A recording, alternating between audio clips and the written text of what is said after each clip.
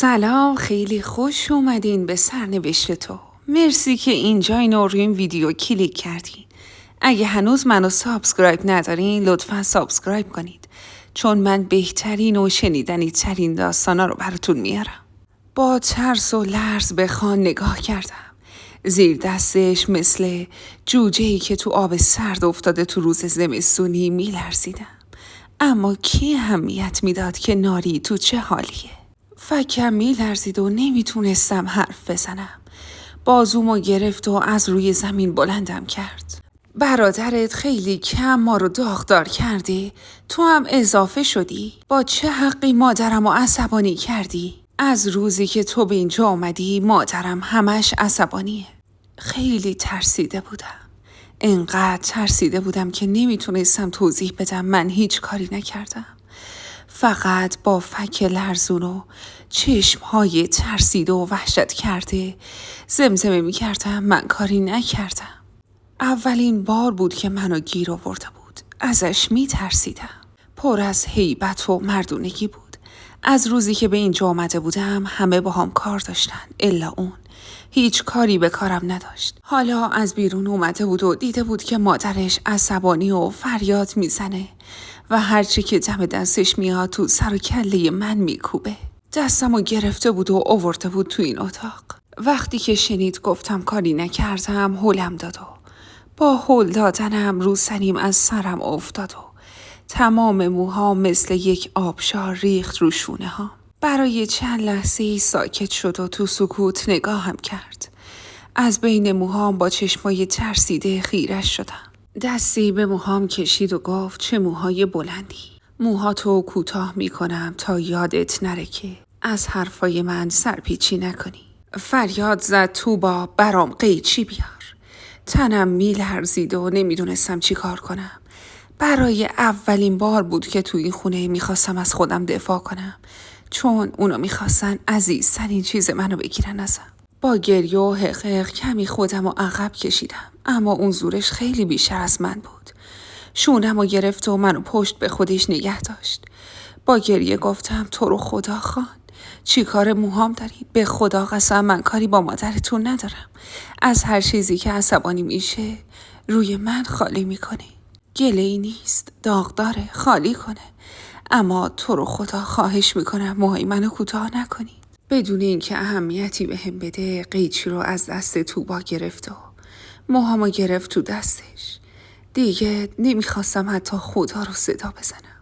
این مدت خیلی صداش زده بودم. زیر لب با حقیق و قلبی شکسته مادرم رو صدا زدم.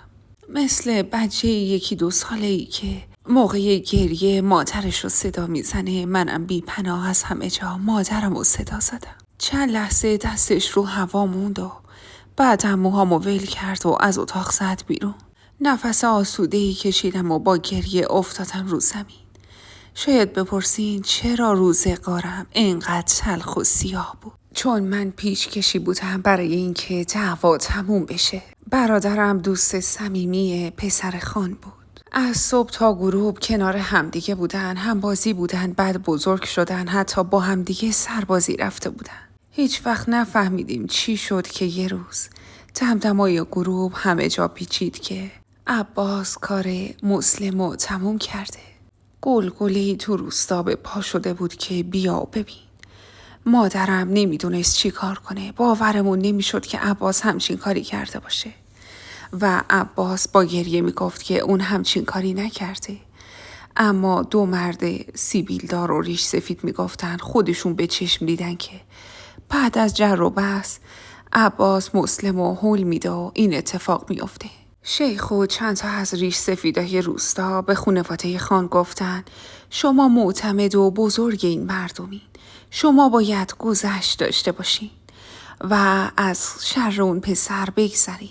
اونم نمیخواسته این اتفاق بیفته، ناخواسته شده. سر همین من فلک زده به این خونه اومده بودم تا صلح برقرار باشه. من با پسر بزرگ خان ازدواج کرده بودم و از روزی که به اینجا آمده بودم روزگارم تیره و تار بود. مادر خان زن زجر کشیده‌ای بود. نمیتونستم حدس بزنم فوت شدن مسلم براش مهم بوده یا نه. فقط اینو میدونستم که آسیه زن خسته است و تمام نفرتش رو سر من خالی میکنه و احساس میکنه کاملا این حقو داره. از روزی که به این خونه اومده بودم زخم لبم خوب نشده بود، چون راه و بیراه ازش تو دهنی میخوردم. موهای سرمو سفت میگرفتم، میبستم، میبافتم، جوری که زیر روسری قایمش میکردم هیچ رد و اثری ازش نباشه، چون میدونستم به محض دیدن موهامو از جاش میکنه. از اتاق رفتم بیرون. خدمه خونه توبا نگاهی بهم کرد و گفت ناری، غذای سگا رو میتونی ببری بدی بهشون؟ دستمو دراز کردم و کاسه‌ای که بهم میداد و گرفتم. بی اختیار با دیدن کاسه پوزخندی زدم. ما که رعیت زاده بودیم حداقل استخون میدادیم. اینا فقط نون و فطیرهایی که دیگه کهنه شده بود و قابل خوردن نبود و هر روز میدادن به سگ‌ها. نون خوش شده‌شون هم برای من بود. نمیتونستم بفهمم خودشون سر سفره‌شون چی میخورن. کنار دو سگ بزرگی که بسته شده بود نشستم و غذاشون رو گذاشتم جلوشون. لبخندی زدم و گفتم این دنیا به هیچ کس وفا نکرده. مادر بزرگم همیشه میگفت اگه تو این دنیا دنبال خوشبختی باشی باختی. این دنیا سرابی بیش نیست. مبادا جایی که برای خوشبختی رو ببازی به این سراب. من که دیگه دنبال خوشبختی نیستم. تمام آینده‌ام نابود شده. شما چی؟ این زندگی دلخواهتونه؟ این قلاده دور گردنتون؟ این نونی که میخورید؟ نگهبان بودن این خونه باب دلتونه؟ اگه باب دلتون نباشه چی کار میکنید؟ همش یه دلم میگه ناری باید برای آینده جنگید. یه دل دیگه هم میگه چه جنگیدنی؟ آدما سرنوشتشون نوشته شده. ما محکومیم به زندگی. یهو صدای شونه هامو پروند. برگشتم و با دیدن پسر جوونی که نگاهم میکرد با تعجب نگاهش کردم. نمیشناختمش. لبخندی زد و گفت من پسر عموی حیدرم. حیدر شوهر من بود. کسی بود که قرار بود بعد خان بزرگ خان بشه. سریع از جا بلند شدم و سرمو پایین انداختم. صدای مهربونی داشت. دوباره گفت درستی که پیرها پر از اندرز و تجربه، اما ممکنه که گاهی به خطا هم برن. مادر بزرگت میگه کسی که دنبال خوشبختی باخته. من میگم اونی که جسارت و شجاعت نداره، اونی که برای زندگیش نجنگیده باخته. حالا آدمی سعادتمنده که بدون کدوم راه درسته. چیزی نوشته نشده دختر جون، که اگه نوشته شده بود خدا ما رو برای آزمون و خطا به این دنیا نمیفرستاد. دستاتو رو زانوهات بذار و بلند شو برای آینده و زندگیت بجنگ. بغض گلومو گرفت و آروم گفتم چطور میتونم بجنگم؟ چطور میتونستم با سرنوشت بجنگم وقتی منو راهی این خونه کرد؟ تک تک آدمای اینجا ازم متنفرن. دیگه تو خونمون جایی برای رفتن ندارم. آینده‌ام سر هیچ و پوچ نابود شده. من چطور میتونم بجنگم برای آینده؟ شونه‌ای بالا انداخت و با چشمای نافذش نگاهم کرد و گفت خیلی خوب، پس پا رو پا بذار و بشین و منتظر باش ببین بقیه برات چی می نویسن. چون تو یه بزدلی و هیچ شجاعتی برای زندگی نداری. آدمای بزدل همیشه همینو میگن. دستام موش شد و با عصبانیت گفتم من بزدل نیستم. من فقط چاره‌ای ندارم. چطور میتونم اینجا بجنگم؟ با کی باید بجنگم؟ کاش منم مرد بودم تا میتونستم کار یکی رو تموم کنم و بعدم بدون اینکه اتفاقی برام بیفته سزاشو یه زن بکشه. چرا؟ چون ضعیفه. بدون اینکه اهمیتی به عصبانیتم بده با خونسردی گفت تو انتخاب میکنی که ضعیف باشی. با عصبانیت بیشتری گفتم این حرفا واسه تو قصه هاست، نه واسه این مردم و این روستا. تو نمیتونی منو درک کنی، پس لطفاً قضاوتم نکن. من نه ترسوام نه بزدل، فقط چاره‌ای ندارم. از کنارش گذشتم و با سرعت برگشتم تو خونه. حالم خیلی خراب بود. حرفاش تو گوشم میپیچید. من چه شجاعتی باید برای نجات دادن خودم به خرج میدادم. توبا کیسه نون و جلوم گذاشت و گفت داره وقت شام میرسه، اینا رو خیس کن.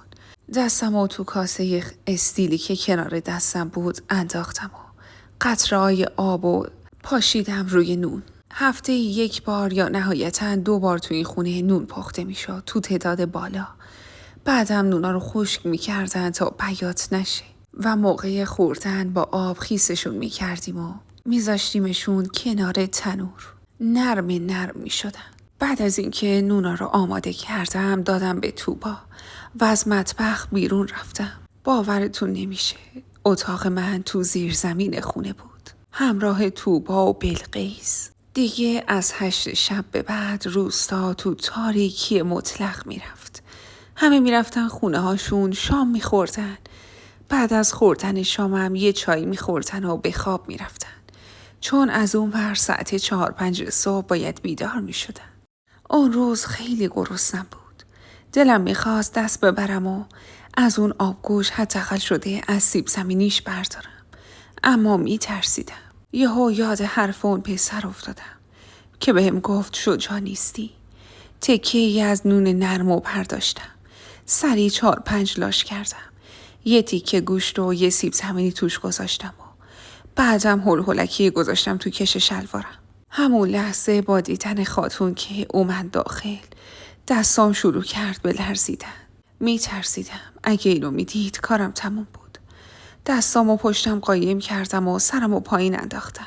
توبا که برای سبزی آوردن رفته بود بیرون سریع اومد تو مطبخ.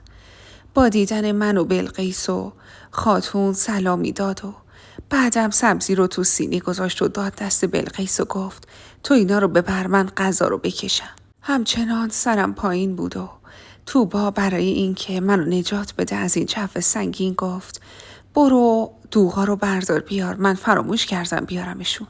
بیار توشون نمک بریز، بده بلقیس ببره بذاره توی سفره.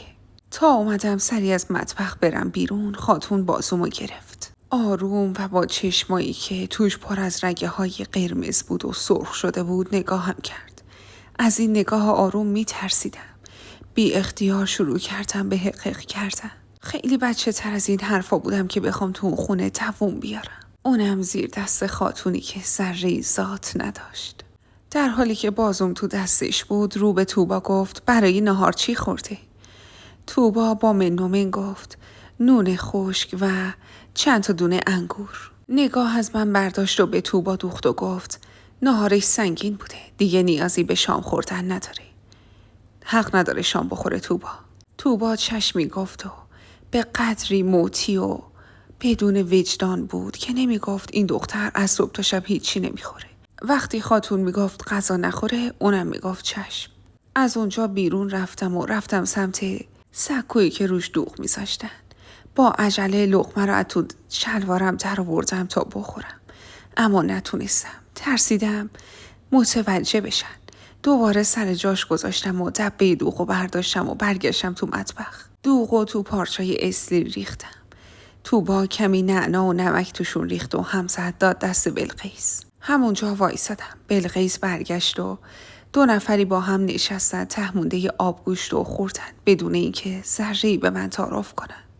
بوش هوش از سرم میبرد. گشنه بودم و گشنگی باعث شده بود که بیشتر اون آبگوشت به چشمم بیاد. صدایی تو دلم گفت حق با اون پسر بود. اگه شجاع نبودی و اون نونو بر نمی داشتی الان چی میخواستی بخوری؟ حق با اون بود. باید شجاعت به خرج بدی. چیزی از قبل برای تو نوشته نشده.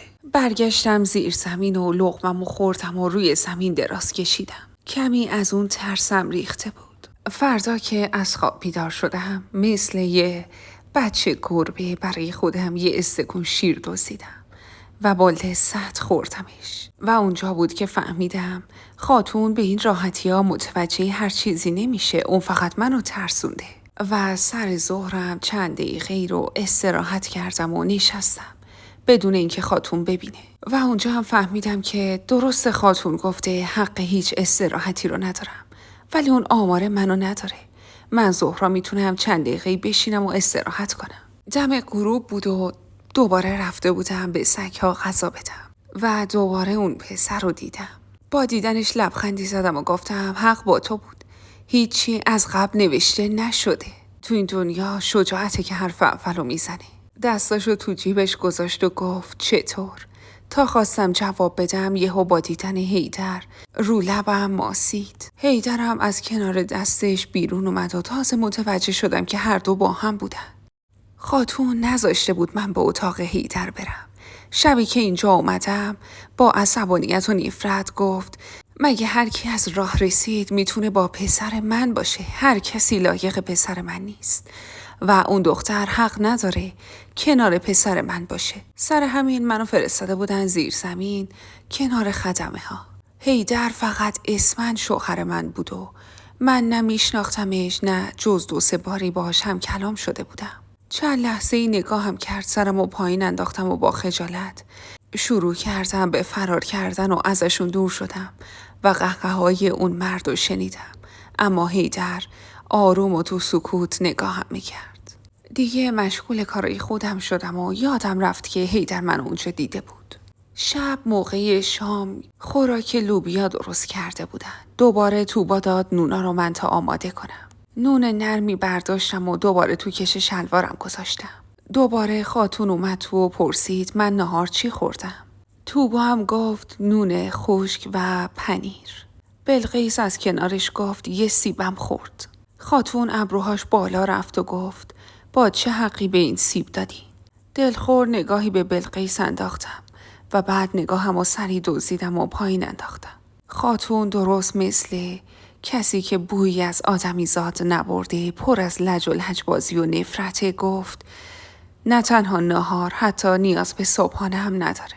بعدم کمی با توبا راجبه آشپزخونه و نمیدونم طویله و تعداد شیر و اینجور چیزا حرف زد و رفت بیرون. بعد رفتنش توبا و بلقیس شروع کردن به چیدن سینی ها و سینی ها رو بردن بیرون. خیلی سریع وقتی رفتن بیرون چند قاشق از لوبیا رو تو دهنم گذاشتم. بعدم برای اینکه قاشق کثیف و نبینن انداختم قاشق و از پنجره بیرون. برگشتن اومدن تو و قاشقا رو شمردن تا بذارن تو سینی. من تازه اونجا متوجه شدم که اونا قاشق و اندازه تعداد این خانواده میذارن تو سینی. هی به هم دیگه گفتن چرا یکیش نیست. بعد نگاهی بهم کردن. در حال هم زدن دوغ بودم. متعجب جوری که انگار از چیزی خبر ندارم گفتم چی شده؟ قاشق میخواین؟ من این قاشقو توی دوغ بود که دارم باش هم میزنم. بلقیس با زیرکی گفت از توی سینی برش داشتی؟ کمی فکر کردم و گفتم نه والا از تو سینی فکر نکنم برداشته باشم. من از اون بالا برداشتمش. به هم دیگه نگاهی کردن و بعد بلقیس گفت حتما قاشق کم گذاشتیم. اگه میگفت از تو سینی برداشتم میفهمیدم کار خودشه. چون که من این قاشق رو خودم اصلا توی دوغ گذاشته بودم. بدون اینکه حرفی بهشون بزنم برگشتم و مشغول کار خودم شدم. غذای همه رو دادن و بعدم 2 نفری با هم نشستن سر دیگ. خاتون خیلی خسیس بود، وحشتناک. جوری که بعد از اینکه غذاشون رو میکشیدن با اون همه ثروت میومد آشپزخونه نگاهی مینداخت ببینه مبادا تو غذای اون 2 گوشتی چیزی باشه. بعد عقلشم نمیرسید که اگه اونا بخوان گوشت بخورن موقعی پختن میخورن. بلقیس و توبا نشستن سر لوبیاها. منم به خاطر اینکه گوشتم بود ضعف نکنم از آشپزخونه زدم بیرون. همینجور واسه خودم داشتم تو خونه میچرخیدم که یهو بازوم گرفته شد. برگشتم و به حیدر نگاه کردم. با اخم غلیظی بازومو گرفت و منم بی هیچ حرفی مجبورم پشت سرش راه افتادم. در اتاقشو باز کرد و منو پرت کرد توش و بعد درو بست.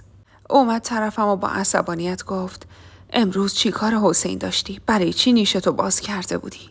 تو میفهمی که هر چیزی که شده باشه تو زن منی؟ اسم من روته؟ من روت غیرت دارم. اگه حالت عادی بود ناری ترسیده وحشت میکرد و میزد زیر گریه. اما حرفای اون پسر که حالا فهمیده بودم اسمش حسینه روم تأثیر گذاشته بود. نگاهی تو چشماش کردم و گفتم واقعا رو من غیرت داری؟ غیرت داشتن یعنی چی؟ با عصبانیت فکم و تو دستش گرفت. احساس میکردم داره خورد میشه. کنار گوشم گفت زبون باز کردی. چی گفتی؟ یه بار دیگه بگو. نگاهم پایین بود، جرأت نمیکردم نگاهش کنم. دوباره فشاری آورد و گفت یه بار دیگه بگو. شجاعتم ته کشید و به خودم لعنت فرستادم که چرا حرف مفت زدم. اشکام شروع کرد بریختن و آروم گفتم ببخشید. من که حرفی نزدم. با عصبانیت گفت نه، من کاری به کار تو ندارم، ولت کردم، دلم میسوزه، تو هار شدی، حالا بهت حالی میکنم. تو یه حرکت دستش رفت سمت کش شلوارم و اصلا قبل اینکه بفهمم چی شده یا بخوام خودم رو جمع جور کنم، تکه نونی که اونجا قایم کرده بودم افتاد رو زمین. با تعجب اول به نون، بعد به من نگاه کرد. دلم میخواست زمین دهم باز کنه و منو ببلعه. خیلی خجالت کشیدم. متعجب گفت این چیه؟ اونجا چی کار میکنه؟ با گریه نگاهش کردم و گفتم روم غیرت داری که حتی یه تیکه نون بهم نمیدن. نون خشکا باید اونجا نگه دارم تا همه سرشون خلوت بشه بتونم قورتش بدم. کاش تو حرف از غیرت نزنی. منم هیچ کاری با اون پسر نداشتم. فقط بهش گفتم که حق با اونه. نونو از رو زمین برداشت و سعی میکرد جلوی خندشو بگیره.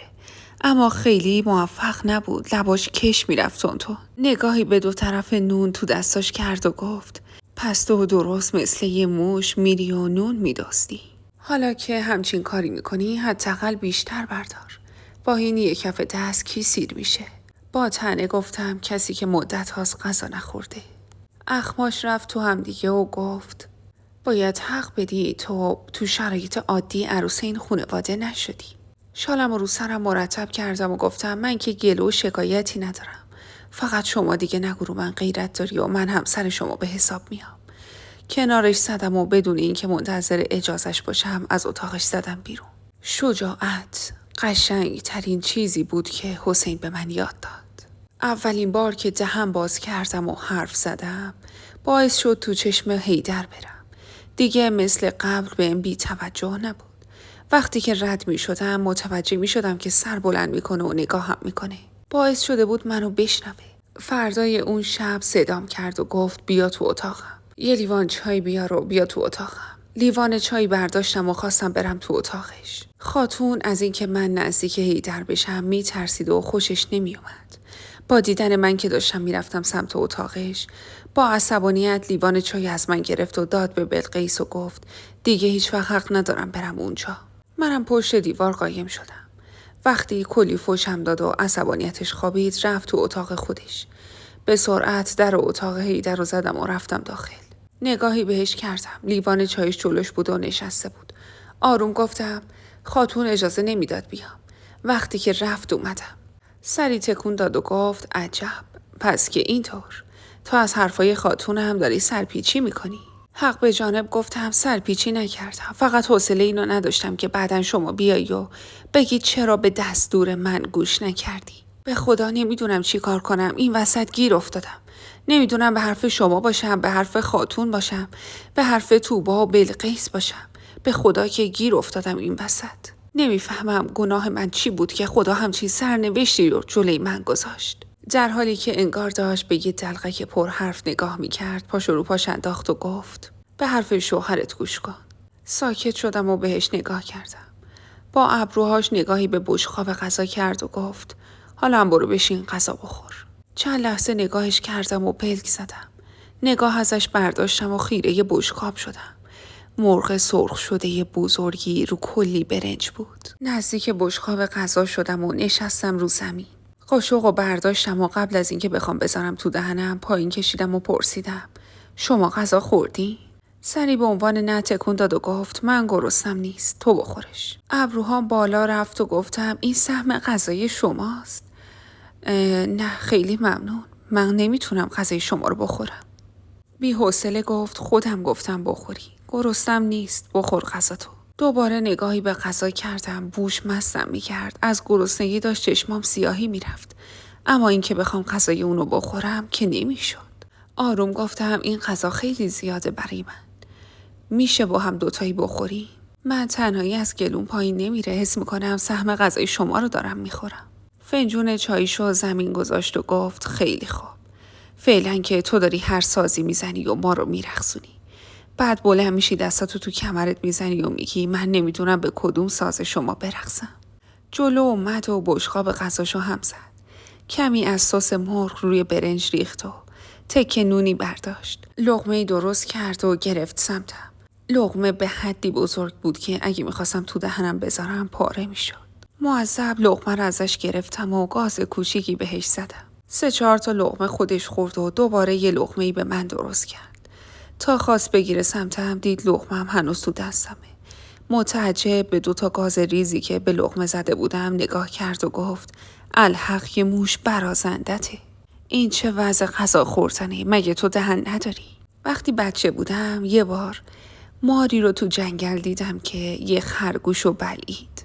حالا هیدر و غذا خوردنش منو یاد اون مار مینداخت و لقمه‌اش هم درست اندازه یه خرگوش بود. لبخندی زدم و گفتم آخه این خیلی بزرگه. ماشاءالله شما میتونی بخوری ولی من که نمیتونم. لقمه بزرگو از تو دستم گرفت و خودش گذاشت تو دهنش. خجالت زده شدم که دهنی منو خورده بود. سرمو پایین انداختم. قاشقو دستم داد و گفت خیلی خوب، به تو خوبی نیومده، خودت بخور. منم خودم میخورم. بعد از غذا خوردن میخواستم بیام سمت اتاقم که گفت سواد داری؟ سری به عنوان آره تکون دادم. مادر طفلیم خیلی حساس بود رو این که من یه دختر روستایی بی سواد نباشم. همیشه میگفت درس بخون، سواد داشته باش. اون موقع هر چیزی که ببینی میتونی بخونی و مثل کورا نمیشی. سر همین منو مکتب فرستاده بود. اون دوران دخترها نهایتاً تا 2 میخوندن، اما من تا کلاس 6 خونده بودم. اون دوران قدیم کلاس 6 بود، اما برای بعدش باید میرفتیم چند تا روستا اونورتر مدرسه راهنمایی که پدرم اجازه نداد و دیگه من تا همون 6 خوندم. سری به عنوان باشه تکون داد و گفت میتونی شاهنامه بخونی؟ لبخندی زدم. عاشق شاهنامه بودم. کلاس 6 معلممون یه مرد فوق‌العاده فرهیخته بود. همیشه با همون شاهنامه کار میکرد. سری به عنوان آره تکون دادم و بازوق نگاهش کردم. بلند شد و در کمد چوبیشو باز کرد. از توش یه کتاب قطور بیرون کشید و داد دستم. با لمس شاهنامه لبخندی رو لبم نشست. روی متکاش دراز کشید و پتوشو روش انداخت و گفت یکم واسم شاهنامه بخون در عوض غذایی که بهت دادم. خندیدم و گفتم خیلی خوب. شروع کردم به خوندن شاهنامه و به اونجایی که رستم و سهراب به هم رسیدن. وقتی رسیدم بی اختیار اشکام شروع کرد به باریدن. دستشو از رو پیشونیش برداشت و نگاهم کرد. اشکامو پاک کردم و گفتم ببخشید، من میتونم برگردم برم تو اتاقم؟ سری به عنوان آره تکون داد. از جا بلند شدم برم تو اتاقم که پام پیچ خورد و چون دراز کشیده بود افتادم اونجایی که نباید می افتادم. صدای نعرش همه جا رو برداشت. تو شکمش خم شد و اونجاشو گرفته بود تو دستش و از ته دل زوزه می کشید. دست باچه شده بودم، ترسیده بودم. از طرفی دیگه نمیدونم از سر شوک بود یا چی خندمم گرفته بود. فهمیدم اگه یکم دردش آروم بشه کارم تمومه. در اتاقشو باز کردم و 2 تا پا داشتم، 2 تا دیگه هم قرض گرفتم و فرار کردم و رفتم. اون شب اولین شبی بود که از خستگی تا سرم رو بالش میذاشتم قش نکرده بودم. همش این ور و اون ور می شدم و به اتفاقایی که افتاده بود فکر می کردم. به نگاه های هیدر، به اونجایی که لقمه منو گذاشت تو دهنش، یا اونجایی که مردونه دستشو توی موهاش می کشید. با یادآوری کاری که کرده بودم و لحظه آخر اتفاقی که افتاده بود پتو رو تو دهنم مشت کردم و زدم زیر خنده. غافل از این که توبا و بلقیس فردا صبح رفتن پیش خاتون و گفتن که من اون شب تو اتاق نبودم و دیر اومدم. دم تنور در حال نون پختن با توبا بودیم که یهو نفهمیدم چی شد و پرت شدم تو تنور. فکر کنید چقدر وحشتناک بود اون وضعیت. آدم بی‌وجدانی مثل توبا سری دست انداخت و بدون توجه به اینکه دستاش داره میسوزه منو کشید بیرون. شانس آوردیم تازه تنور روشن شده بود و هیچ اتفاقی جز کمی سرخ شدن سر زانوهام نیفتاده بود. سر زانوهام میسوخت و صدای داد و فریادم به همه جا میرسید. از دور متوجه حسین شدم که داشت نگاهم میکرد و منم بدون اینکه کنترلی رو خودم داشته باشم فریاد میکشیدم و پاهامو تکون میدادم.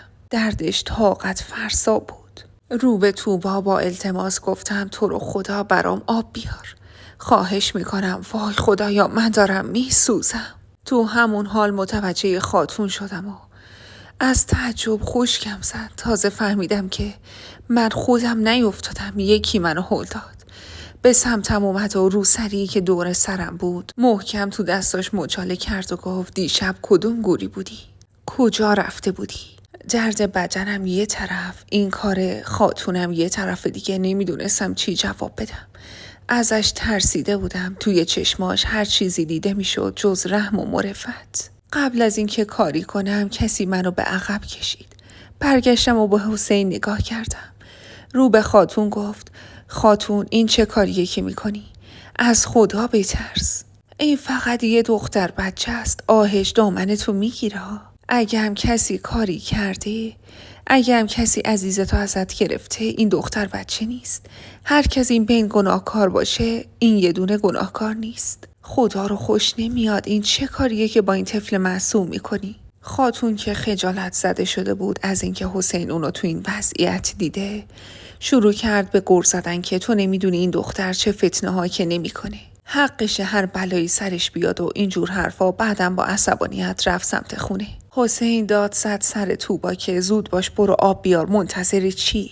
خیلی سریع توبا آب خنکی آورد و حسین پیراهنمو بالا زد و شروع کرد به ریختن آب رو زانوها. شلوارمو پاره کرد و از زانو به پایینم پاهام بیرون در اومد.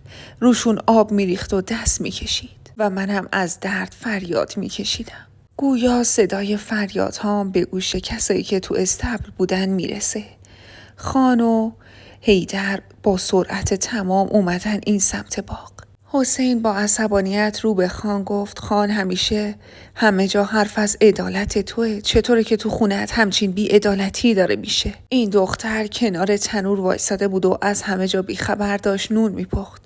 یهو خاتون اومد و از پشت هلش داد. اگه زرنگ نبود و با پا خودش رو تو تنور نمینداخت، اگه سر و صورتش میافتاد چه بلایی سرش میومد؟ شانس آورده سیخ نیافتاده، با زانو افتاد و گیر کرده بین دو لبه. اگه اون پایین میافتاد چجوری میخواستیم نجاتش بدیم؟ قرار بود چه اتفاقی براش بیفته؟ عدالت تو اینو قبول میکنه که یه دختر بچه تو تنورت زنده؟ استغفرالله. اگه هم کسی گناهکار باشه این دختر بچه نیست. این چه رفتاریه که با این دختر دارین؟ نرسه اون روزی که آهش دامنتون رو بگیره. خان که گویا رو این جور چیزا خیلی حساس بود و خدا ترس بود، با عصبانیت رفت سمت خونه. حسینم خم شد و شروع کرد دوباره به ریختن آب روی پاهم. حیدر با عصبانیت گفت تو برای چی رو پاش داری آب میریزی؟ پاشو ببینم تو برای چی لنگاتو اینجا دراز کردی و نه محرم نامحرم حالیته، نه بد و خوب. حسین با عصبانیت گفت داداش حیدر تو این وضعیت تو فکر اینجور چیزایی؟ به والله قسم که من اصلا نمیدونستم میشه تو این وضعیت به اینجور چیزا فکر کرد. زشته. از دستش دبه رو گرفت و گفت نیاز نیست تو به زشت و خوب فکر کنی یا به من زشت و خوب رو یاد بدی. چه لزومی داره که این پاچه‌هاشو اینجوری بزنه بالا و تو هم بشینی سر پاچه‌هاشو ماساژشون بدی؟ برو رد کارت حسین، حد خودتو بدون. دیگه نبینم دور اطراف این دختر بپلکی. حسین پوزخندی زد و از ما دور شد. با چشمای گریون برگشتم به حیدر نگاه کردم. با عصبانیت و غر گفت درست مثل موش میمونی. یه موش درد سرساز. درد سر تمومی نداره. با حقیق گفتم پاهم میسوزه. نگاهی به پاهم کرد و گفت خیلی نسوختی که بخواد بسوزه، انقدر علم شنگه به پا کردی. صدای جیغ و دادات همه جا رو برداشته. یکم حالا قرمز شده دیگه، اونم چیزی نیست، خوب میشه. با گریه گفتم به خدا که تو نمیتونستی این درد رو تحمل کنی. کنار پاهم نشست و آب خنک و ریخ روش و گفت نگاه کن، حتی پوستشم کنده نشده، هیچی نشده، الکی داری بزرگش میکنی. چی شد که خاتون این کارو کرد؟ با گریه گفتم خاتون بهم گفت دیشب کجا بودم که دیر رفتم. احتمالاً تو با بلقیس بهش گفتن تو رو خدا دیگه منو به اتاق دعوت نکن. من اون بشقاب برنجو نمیخوام، ارزونی خودت. زیر نگاه سنگینش از جا بلند شدم و در حالی که سرم گیج میرفت خودمو به زیر زمین رسوندم. وقتی رفتم زیر زمین صدای داد و فریادی شنیدم. الان وقت نشستن نبود. از جا بلند شدم و سری برگشتم بیرون و دیدم خاتون و خان دارن دعوا میکنن. اونم چه دعوایی. خان همه چیز رو شکوند و بعدم دست بلند کرد روی خاتون. در نهایتم با عصبانیت از خونه زد بیرون. با وحشت و گریه گفتم کار تموم ناری. همه اینا رو کاسه کوزش و سر تو میشکنه. حالا بشین ببین باهات چی کار که نمی کنه. من باید چی کار کنم؟ چطور خودم رو نجات بدم؟ ذات زن پر از سیاسته و اون روز اون اتفاق وحشتناک و شناخت از خاتون که میدونستم بیچون و چرا به سراغم میاد و بدترین درس و ازم میگیره باعث شد سیاست زنونم فعال بشه. من فقط توی یه شرایط میتونستم در امان باشم، اونم وقتی که خود حیدر ازم مواظبت کنه. پیراهنی بدون شلوار پوشیدم. با خودم گفتم اگه خاتون تو رو ببینه کارت تمومه، حالا چه با شلوار چه بی شلوار. فوقشم اگه بهت گفتن چرا شلوار پات نیست میگی پام سوخته بود نتونستم بپوشم. نگاهی به پاهم انداختم. شکر خدا توبا خیلی زود منو کشیده بود بیرون. آنچنان اتفاق بدی نیفتاده بود، اما بعضی از قسمت زانو و ساق پام کاملا پوستش کنده شده بود. موهای بلندم و باز کردم و پیراهن بلندی پوشیدم. از زیر زمین زدم بیرون. تا خواستم از پله ها برم بالا، حیدر رو دیدم که سر پله های زیر زمین وایساده بود. به خودم لعنتی فرستادم. کاش چند دقیقه دیرتر می اومدم تا اون بیاد سراغم. با این حال با گریه رفتم سمتش و گفتم خان. نگاهی به صورتم کرد. با بیقراری گفتم خیلی پاهم میسوزه، نمیدونم چی کار کنم. دردش خیلی داره اذیتم میکنه. اخم میکرد و گفت روغن حیوانی آوردم، ببر و بزن روی پاهات، خیلی زود خوب میشی.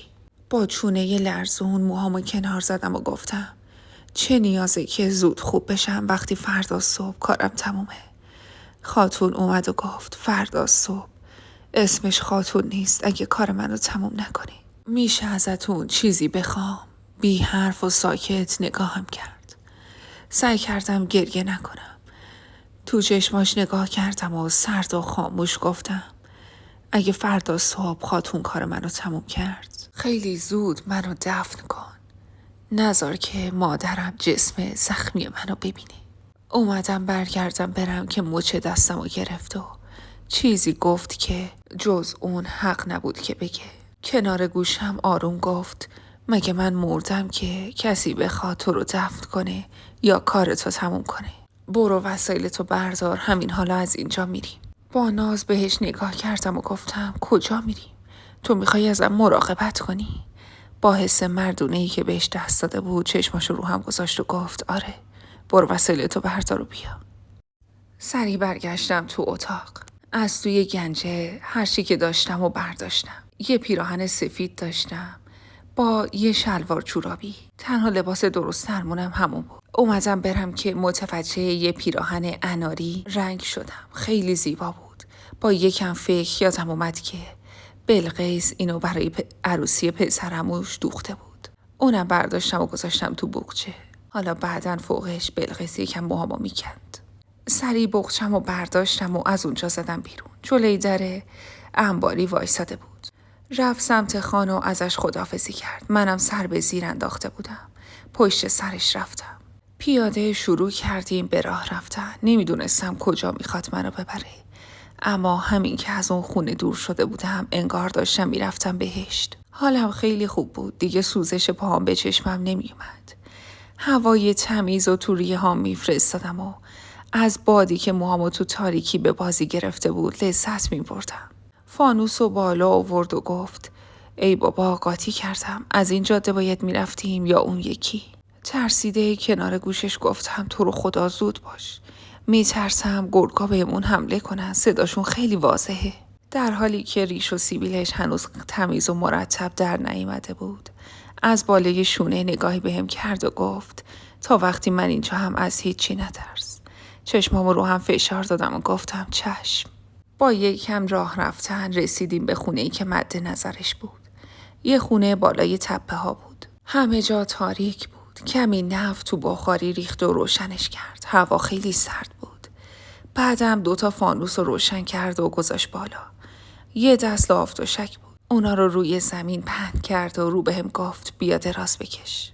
اولین بار بود که از وقتی از خونمون بیرون اومده بودم با خیال راحت و آسوده میخوابیدم. خیلی سریع خزیدم جایی که بهش اشاره کرده بود و چشمامو بستم و به خواب رفتم. میون خواب متوجه شدم که داره چیزی روی پاهام میماله. اما انقدر خوابم میومد که چشمام بسته شد و دوباره به خواب رفتم. فردا صبح وقتی از خواب بیدار شدم تو چند سانتی صورتم هیتر رو دیدم. خجالت زده سرمو پایین انداختم. خواستم خودمو عقب بکشم که دستش دورم پیچیده شد و صدای خواب آلودش تو گوشم پیچید. دیگه پاهات نمیسوزه؟ خوب خوابیدی؟ هیچ حرفی نزدم. خیلی خجالت میکشیدم. هیچی نگفتم و سرم پایین بود. چشماشو باز کرد و نگاهم کرد. سری نگاه ازش دزدیدم و گفتم میشه ولم کنید؟ دستشو از دورم باز کرد و سریع از جا بلند شدم و از زیر دستش فرار کردم. صدای قهقه‌هاشو شنیدم. از جا بلند شد، لحاف دوشک رو جمع کرد و رفت بیرون. کمی بعد با عسل و نون تازه و کمی سرشیر و چند تا تخم مرغ اومد تو. مایتابه‌ای پیدا کرد و گذاشت روی بخاری. 2 تخم مرغ رو توش شکست و بعدم سفره رو پهن کرد. رو به من گفت بیا صبحونه بخور. چقدر همه چی رویایی بود. رفتیم کنار همدیگه صبحونه خوردیم. لقمه‌ای برای خودم گرفتم. قهقه‌ای زد و گفت من این لقمه رو به گنجشک میدم. خندیدم و قضیه مار و خرگوش رو براش تعریف کردم. به حدی خندید که غذا پرید تو گلوش. مجبور شدم خیس بردارم سمتش و بزنم تو کمرش. بعد از صبحانه حرفی بهم زد که قلبم شروع کرد به تون تون زدن. آروم کنار گوشم گفت ناری موهات خیلی خوشگله. از اولین باری که موهاتو دیدم از فکرم بیرون نرفته. عطر خیلی خوبی هم داره. به موهات چی میزنی؟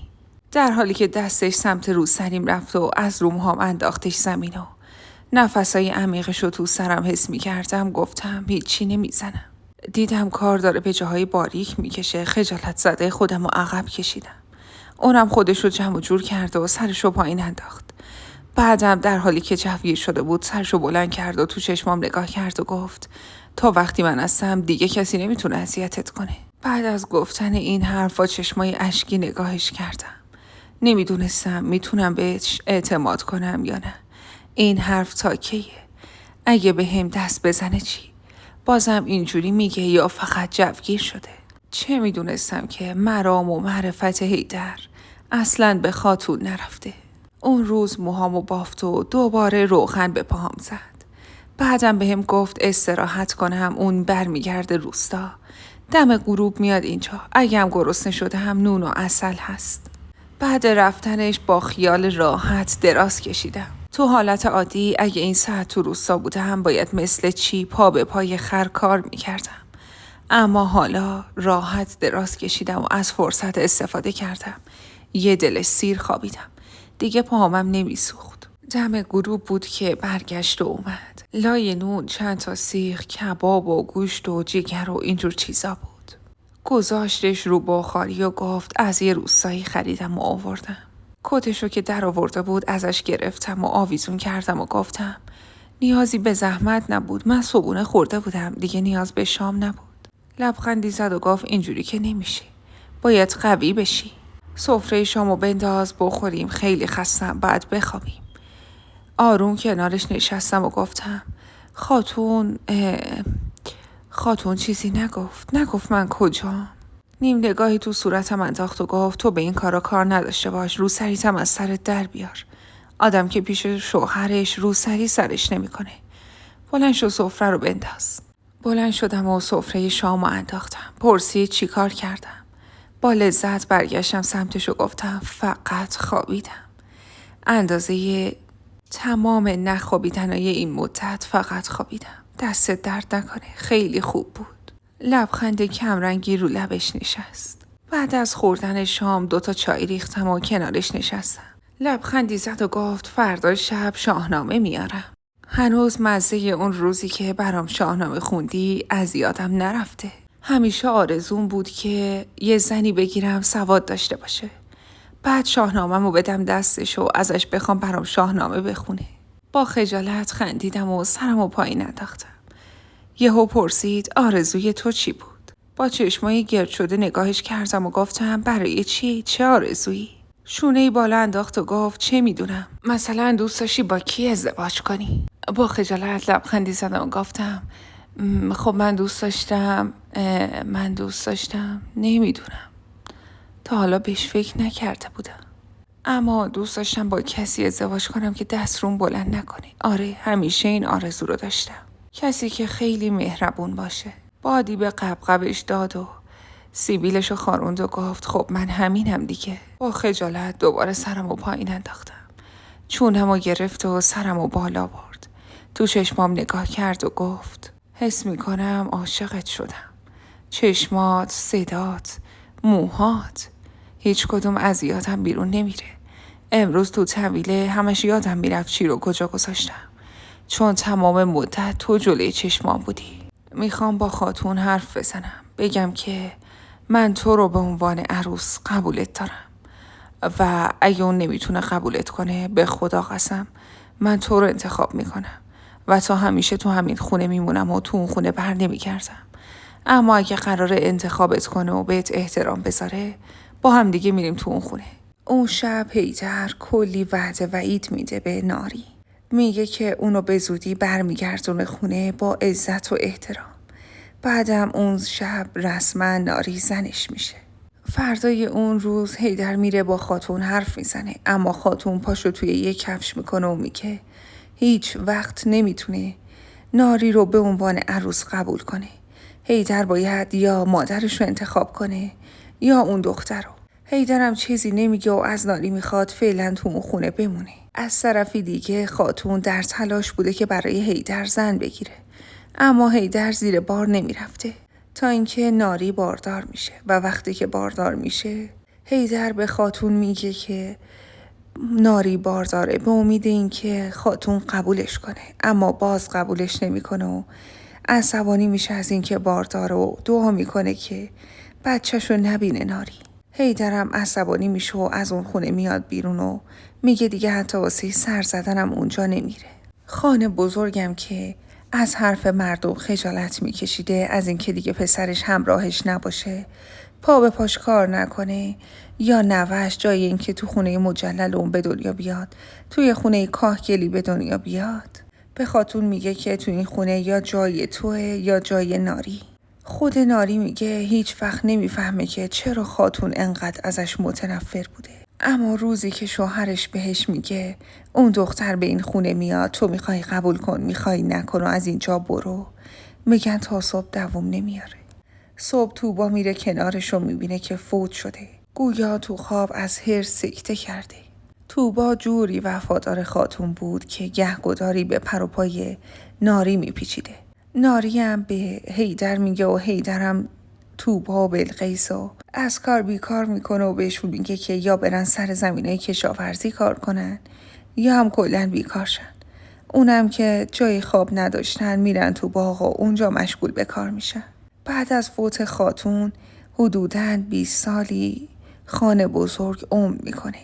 میگن دیگه خیلی پیر شده بوده، نزدیک 100 سالش بوده که فوت میکنه و میونش هم با ناری و حیدر خیلی خوب بوده. ناری و حیدر 8 بچه به دنیا میارن و زندگی شلوغ و شادی داشتن. و از اون روز به بعد از قصه ناری و حیدر که همه جا میپیچه، دیگه این رسم از اون روستا برداشته میشه و دیگه هیچ دختری رو برای این کار نمیفرستن. و هنوز که هنوزه تو اون روستا مردم قصه ناری و حیدر رو برای هم دیگه تعریف میکنن و گویا مادر شوهرش خاتون خیلی بدجنس‌تر از این حرفا بوده. خیلی ممنونم که تا اینجا همراه بودین و به داستان گوش کردین. لطفاً بهم بگین ببینم شما داستانای قدیمی بیشتر دوست دارین یا جدید. اگه هنوز لایک یادتون رفته لطفاً لایکم بزنید. تا یه شب دیگه، خدا نگهدار.